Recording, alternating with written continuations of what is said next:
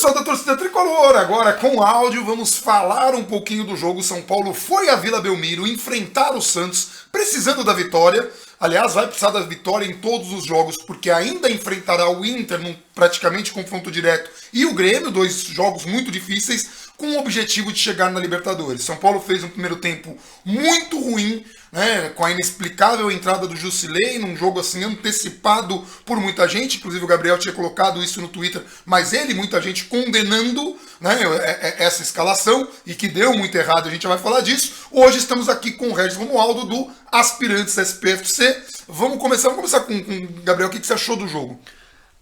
O primeiro tempo, a questão do Jusilei, ela é muito emblemática, assim, não faz muito sentido você colocar o Jusilei, sendo que você vai enfrentar um Santos, um time com muita intensidade, jogando na sua casa, um time com jogadores muito velozes, você coloca o Jusilei como único jogador para proteger ali a sua defesa e liberando mais Daniel Alves e Tietê. O Jusilei não tem a intensidade necessária para esse tipo de jogo, ele é um jogador para outras características, uma bola longa que não é aproveitada, é uma outra situação, e no jogo de hoje o São Paulo em nenhum momento fez inversões ou coisas nesse sentido. E ele foi muito mal, muito mal. Como todo time, mas ele foi uma das peças, que a gente vai falar depois do segundo tempo, como isso foi corrigido, mas o próprio pênalti, que sai o primeiro gol do Santos logo cedo, o Jusilei já tinha errado um lance antes, aí no lance praticamente seguinte, né, o Daniel Alves perde uma bola porque o jogador do Santos tinha com muito mais intensidade, muito mais presença ali de jogo do que ele, retoma a bola dele. O São Arboleda que retoma, né?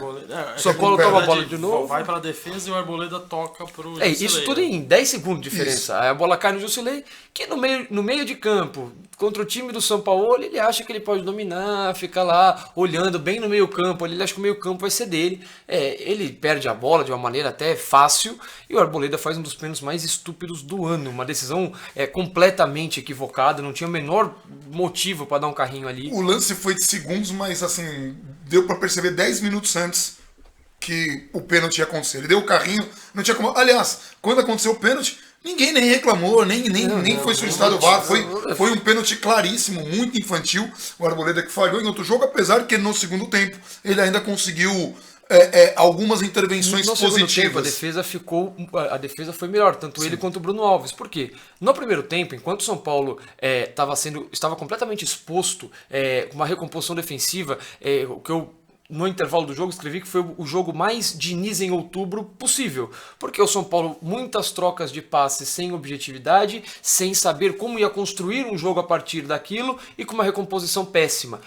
Depois do Carlos Sanches, o principal armador do Santos foi o Everson, o goleiro, porque a bola caiu para o Everson, ele batia a bola para o meio de campo, onde deveria haver uma disputa muito intensa, o meio de campo era totalmente do Santos, o jogador conseguia dominar a bola com tranquilidade e vir para atacar a linha de defesa do São Paulo. Isso que ele errou muitas bolas.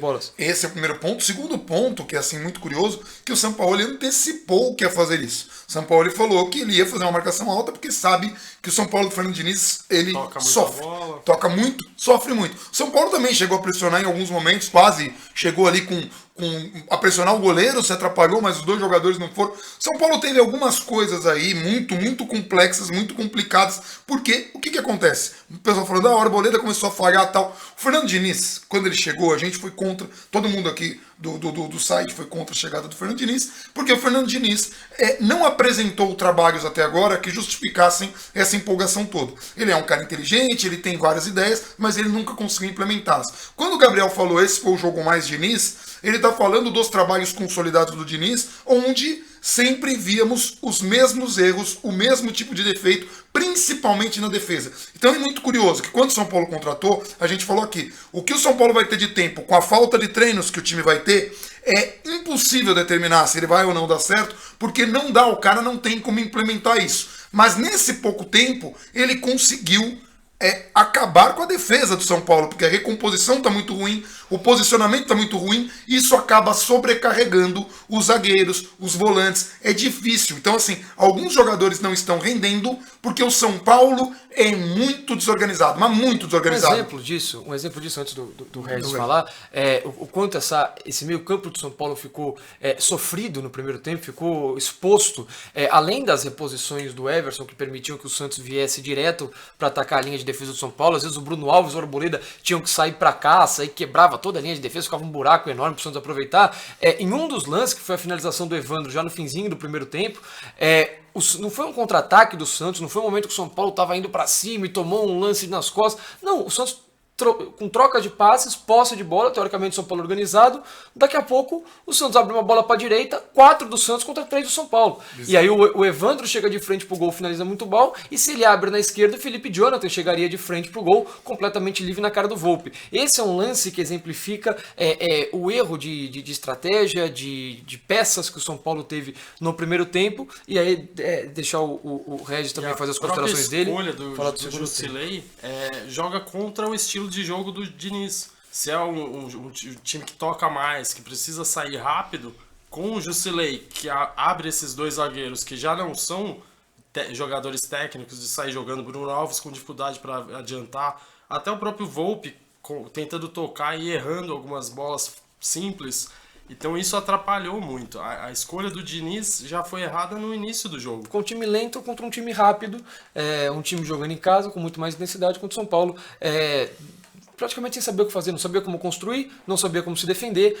O São Paulo escapou no primeiro tempo de ter o jogo terminado. O Daniel Alves, que seriam a ligação dessa saída, também estava com muita dificuldade no primeiro tempo. O Daniel Alves, porque tinha hora que firulava muito e acabava perdendo a bola. Nossa, isso. E o Tietê de posicionamento, que ele parecia perdido e lento também. E o Daniel Alves no primeiro tempo jogando muito mais avançado do que no segundo tempo, como nós já vamos falar do segundo tempo, as mudanças que tiveram para o São Paulo ser minimamente competitivo e ter chegado a empates. Então tem uma coisa aí do Fernando Diniz, quando a gente falou dessas escolhas, que é uma coisa que me incomoda muito e que está refletindo na postura do São Paulo e que está incomodando muitos torcedores que estão até fazendo o que eu entendo um julgamento errado. O São Paulo, por ter esses toques de bola rápidos e tal, coisa que o jogador que tem mais habilidade gosta, por isso até os jogadores, pesou a decisão dos jogadores na escolha irresponsável do São Paulo, irresponsável pelo tempo. O São Paulo tem muito essa coisa do toque de bola e às vezes, principalmente com o Daniel Alves, abusou das firulas. Então o Daniel Alves, por exemplo, tentou um chapéu quando estava perdendo o jogo de 1-0, perdeu a bola, quase que a gente toma um gol num contra-ataque, que é assim, improvável. Então é tentativa de toque de calcanhar, ou um passe assim meio rebuscado, um passe com um pouco mais de efeito, desnecessário. Bola alta quando poderia ser rasteira. Nós tivemos umas 3 ou 4 bolas que, ao invés do cara jogar bola rasteira, a gente tá com dificuldade, o time tá sem confiança, os caras não estão acertando o gol. Você vai meter uma bola pro cara alta quando você pode meter uma bola rasteira, aí o cara erra a matada, ou o zagueiro chega e antecipa, porque a bola mais alta ela é mais lenta. Você ajuda. Então o São Paulo, ele vai até o jogador, carrega a marcação e dá um toquinho alto desnecessário. Não é falta de raça, falta no São Paulo organização. Então o pessoal fala, o jogador é vagabundo. O jogador não é vagabundo. Os jogadores estão com muita vontade. Muito claro. No segundo tempo mudou a atitude dos jogadores. Mudou, mas por causa das trocas. Se a gente for entrar no segundo tempo, já vai entrar agora?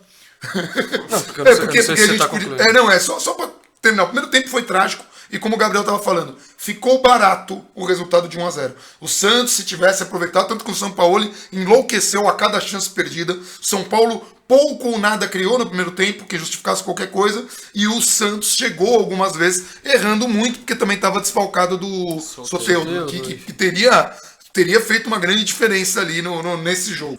Aí pro segundo tempo o São Paulo percebeu que não dava para jogar com o Jusilei, né? 45 minutos de atraso para esse jogo. Entrou o Lisiero no lugar do Jusilei e o São Paulo travou o Tietê. O Tietê ele ficou de primeiro volante e ele foi... ele e o Juan Fran, principalmente, eles foram praticamente proibidos de passar do meio de campo. Então o Tietê permitiu que a defesa ficasse menos exposta, permitiu que não houvesse tantas saídas a caçada de Bruno Alves e Arboleda, que quebravam o sistema defensivo do São Paulo. Deu uma maior proteção e aí liberou o Lisiero e Daniel Alves de uma maneira mais coordenada. O Daniel Alves ele parou de ser, ele não estava lá na frente, ele vinha construir o jogo de trás, ele jogava ao lado do Lisieiro, o que facilitava a recomposição, facilitava a construção de jogo. E o São Paulo ele foi um time positivamente penso. O São Paulo tirou os jogadores, tirou aspas, né, do lado direito. Teoricamente, quem iria compor o lado direito do São Paulo do meio campo para frente era Daniel Alves e Igor Gomes. Os dois jogadores, quando o São Paulo tinha a bola, centralizavam, enquanto Lisieiro, que tem uma facilidade maior de chegar pela esquerda. Reinaldo, que é um lateral mais ofensivo que o Juan Fran, e ele estava liberado para chegar na frente também pela esquerda. E o Vitor Bueno, que tem a facilidade de jogar pela esquerda, todos eles criavam uma construção de jogo do centro para a esquerda. E o São Paulo tentou se aproveitar disso. Conseguiu criar boas oportunidades, ainda que o gol tenha saído de um erro do Santos, uma defesa que o Volpi fez, o Volpi que falhou feio no primeiro tempo, a saída de bola que quase terminou no golaço do Sanches. Foi bater de esquerda, bateu foi errado, terrível, foi uma falha, foi bizonha. Foi. Mas ele fez uma defesa muito importante, virou um escanteio, que no escanteio o Vitor Ferraz joga errado a bola, e o São Paulo sai no contra-ataque em que o Vitor Bueno é muito, muito feliz. Aliás, você comentou do Vitor Bueno, né? Sim, a questão do Vitor Bueno, e aí a gente vai falar de Vitor Bueno e Reinaldo para citar os dois exemplos. O Vitor Bueno ele é o melhor jogador até aqui dessa era Diniz. Vem fazendo boas partidas, contra o Corinthians, movimentação, sofre o pênalti que decide a vitória, fez um jogo muito bom além desse lance. Contra o Palmeiras foi o único jogador do time que se salvou. No jogo de hoje ele provavelmente foi a melhor figura do São Paulo na partida. Foi o jogador que tentava, era o jogador que partia pro drible, foi o cara que criou uma bela jogada para fazer a assistência, se movimenta e teve essa decisão, né? Mais uma vez decidiu o jogo a nosso favor para buscar esse ponto. Por outro lado, e o Daniel Alves também melhorou muito no segundo tempo, né? Sim, por outro lado, enquanto o São Paulo tentava jogar majoritariamente pela esquerda, o São Paulo tinha o Reinaldo. E aí a gente vai falar de novo do Reinaldo. O Reinaldo, é o lateral que apoia, não sei o quê. É impressionante, é muito impressionante a incapacidade que o Reinaldo tem para tomar decisões corretas quando ele chega no campo ofensivo ou ali na hora de decidir a jogada. Todo jogo, aí a gente entra com o CSA, se não me engano teve Goiás também, o jogo do Atlético Paranaense antes do São Paulo perder, ele teve duas dessa, hoje de novo, ele chega na lateral da área, ele simplesmente enfia um canudo na bola, a bola vai para fora do estádio e acabou completamente aleatório. Cruza mal, né? Ou cruza mal, com diversas oportunidades melhores de passe. Hoje ele chegou ali na linha de fundo, dentro da área, dois jogadores próximos à marca do pênalti, livres, era só ele rolar para trás, aí ele puxa a bola para a esquerda, o jogador trava ele com a maior facilidade do mundo.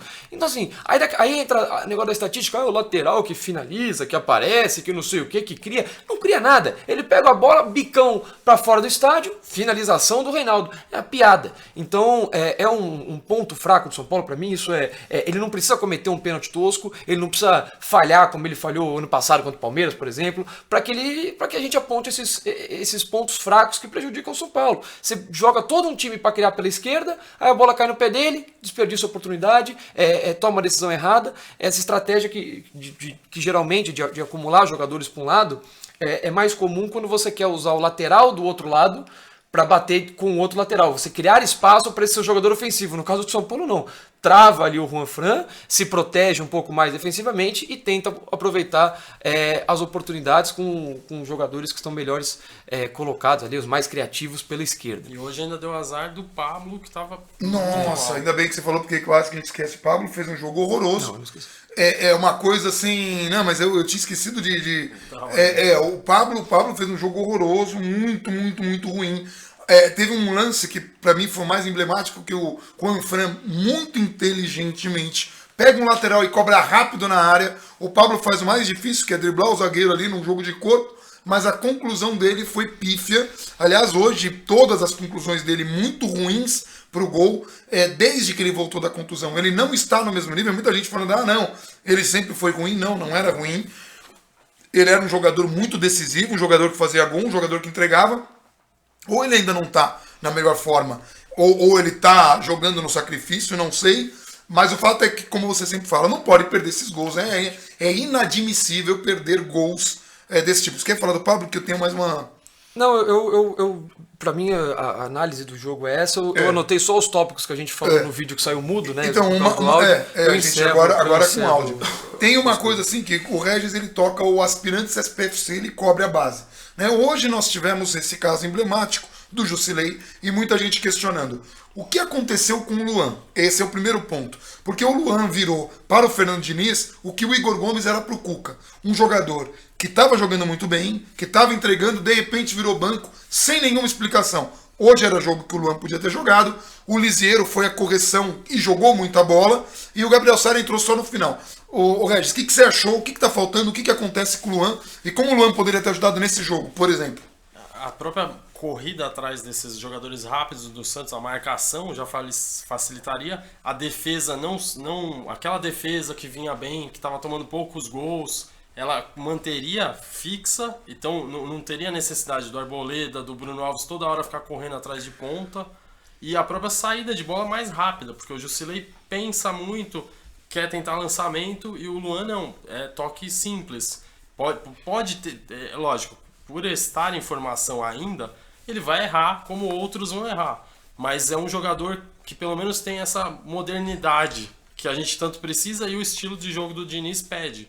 Assim como o Lisieiro, que também vinha bem, tem muitas lesões, a gente sabe que a qualidade ele tem, que muitos clubes da Europa querem ele, que ele não vai ficar muito tempo no São Paulo, isso é certo.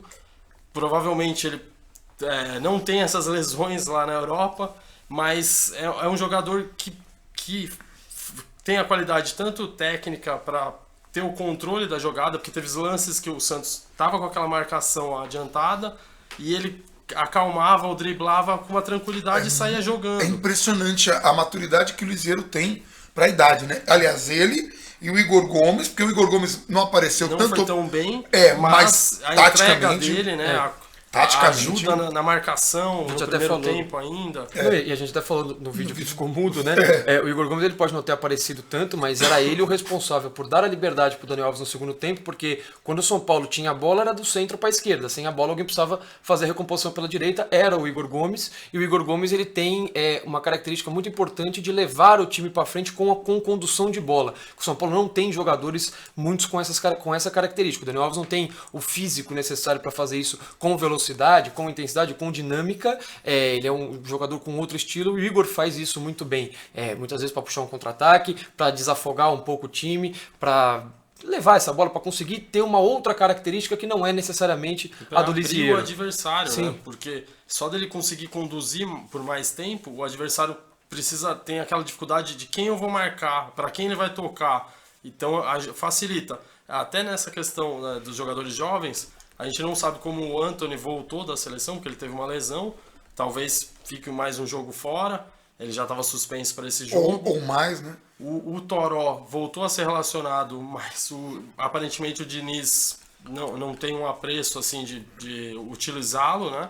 O Gabriel Sara entrou de novo hoje, ele já tinha jogado os últimos jogos, mas hoje ele acabou entrando numa função mais de marcação, que até foi o erro que aconteceu contra o Atlético ali, que ele acabou sobrando para ele, mas ele é um jogador que é de chegada, né? Inadmissível deixar o Gabriel Sara na marcação, mas enfim. E o Igor Gomes tem uma qualidade, né? Que ele não tem essa coisa que o Daniel Alves teve muito no primeiro tempo e que boa parte de São Paulo, que é você vai dar o passe, ao invés de dar o toque rasteiro, você dá aquela cavadinha, você faz o passe firulento, que muitos torcedores acabam interpretando, o time não tem raça, é vagabundo. Não é, falta organização, mas tem que parar com essa firula. Ou mania, quer dar chapéu quando tá perdendo de 1-0. Você carrega teu marcador, porque você se aproxima do jogador e dá um passezinho de efeito. O chapéu foi para trás, né? Que é bem pior, perigoso, tanto que gerou contra-ataque. E assim, bolas simples, se o time tá sem confiança, mete a bola rasteira, é mais fácil pro cara matar, é mais rápida, a bola é mais rápida. Então o São Paulo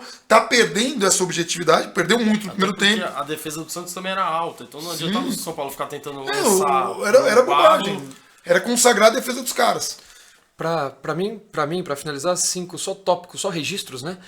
O primeiro deles, só endossar a partida que fez o Lisieiro, porque é fantástica, um jogador sensacional e uma partida dele muito, muito boa. Ele mudou o jogo, ele simplesmente mudou o jogo. Tudo bem que foi um erro primário colocar o Jusilei, um erro do Diniz. E a correção coletiva também mudou o jogo, mas a partida dele muito boa, é um jogador com muita qualidade. Endossar também, o Pablo hoje foi o pior em campo. Ele não pode perder os 2 gols que ele perdeu, de jeito nenhum. O primeiro deles, ele fez o mais difícil, porque o Juan Fran bate o lateral rápido, ele ganha no corpo da marcação, ele faz uma bela jogada, ele dá um belíssimo drible no espaço mínimo e a finalização é horrorosa, inadmissível. E no outro ele fura na cara do gol, um negócio até tosco, que um jogador da qualidade dele, do investimento dele, não pode nunca, não pelo menos meter aquela bola com o mínimo de dificuldade. Se a bola pega na trave, na linha, tudo bem, o goleiro faz um milagre, é outra história. Mas, pô, faz o gol. Jogador, faz o gol assim, não fura a bola. E jogador, o investimento dele tem que ter uma cobrança muito mais rigorosa, é uma coisa que a gente sempre fala, vale para todo mundo, Hernanes, Pato, Pablo, no jogo contra o Atlético Paranaense já foi isso, então são 2 jogos seguidos que o Pablo foi muito, muito mal. E aí a gente vai, mas ele tá voltando de contusão. A gente pode discutir o desempenho dele. Sim. Na parte de empurrar a bola para dentro, parte de finalização, aí já não parte física e não sei o que. Você empurra a bola para dentro e pronto. E ele levou o 3º cartão amarelo, tá suspenso. Tá fora contra o Ceará. Um outro ponto aqui, cadê?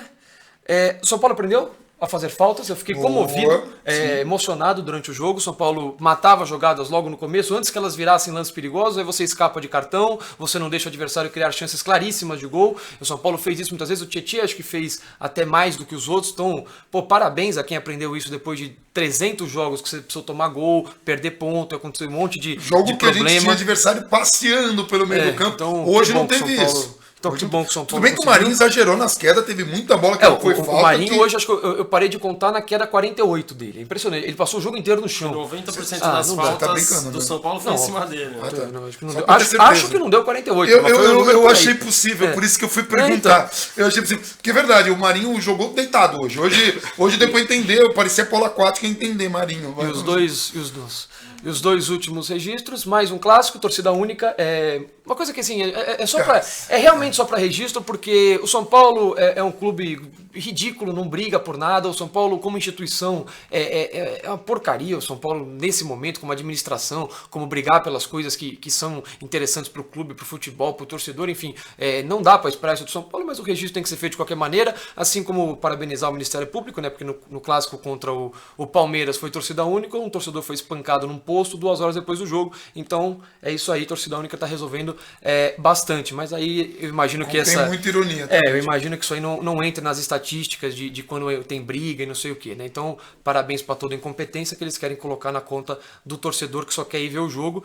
E um empate de hoje, pelas circunstâncias, pelos últimos resultados, pelo que foi o primeiro tempo, que era o São Paulo ter saído praticamente com o resultado liquidado.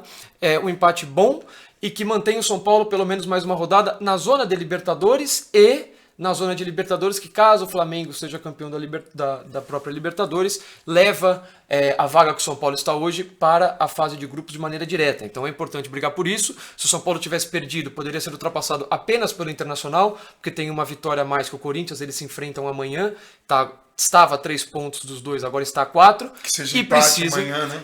Seria ótimo e precisa ganhar do Ceará. O Ceará é um dos jogos que desses 5 que faltam, o São Paulo tem obrigação de ganhar se quiser se manter pelo menos ali na briga pelo G6 e para esperar a final da Libertadores, ver o que acontece, de repente da Flamengo, o São Paulo acaba se beneficiando de alguma maneira, indo direto para a fase de grupo. O São Paulo pode cair numa posição amanhã, só que é para o Atlético Paranaense, que pensando em termos de vaga para a Libertadores, não interfere em nada, eles já estão com a vaga deles garantida. Ainda no jogo, vale destacar a atitude do time no segundo tempo, que nos últimos clássicos o time jogava meio sem vontade. Como no primeiro tempo. E esse segundo tempo deu para perceber que no intervalo o Diniz deve ter tomado uma atitude que motivou os jogadores, não só a alteração dele, que até no gol teve o Volpi comemorando com ele, batendo no peito dele lá, o Vitor Bueno atravessou o campo também para falar com o Diniz, o Daniel Alves, que muita gente fala que... saiu apontando para esse lá do campo da praia, você é foda, não sei o quê, o Vitor Bueno que fez a jogadaça do gol foi lá abraçar com ele, como meio gratidão, Daniel Alves. Isso que eu ia fazer, isso aí, muito bom. Então,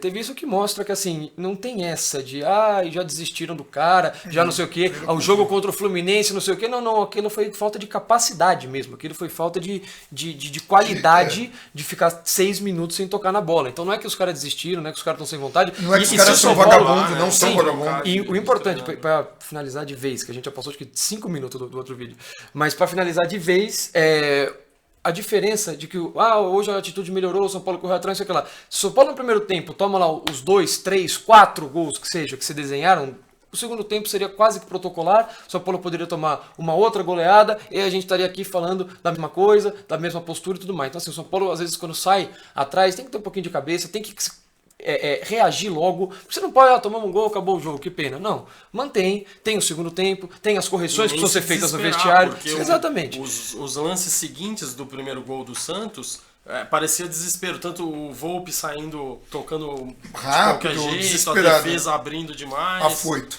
E, gente, o fato dos jogadores terem comprado o Fernando Diniz não credencia o Fernando Diniz como um bom técnico. Isso o tempo vai dizer, se ele tiver tempo, porque o São Paulo é uma bagunça. Mas enfim, é isso. Tem quadros novos, mas eu explico mais na live aí. Quem está no Instagram acompanhando já sabe do que se trata. A gente vai encerrando por aqui e agora mais do que nunca, porque a gente precisa muito dessa vaga para Libertadores. Um abração para todo mundo e vamos São Paulo!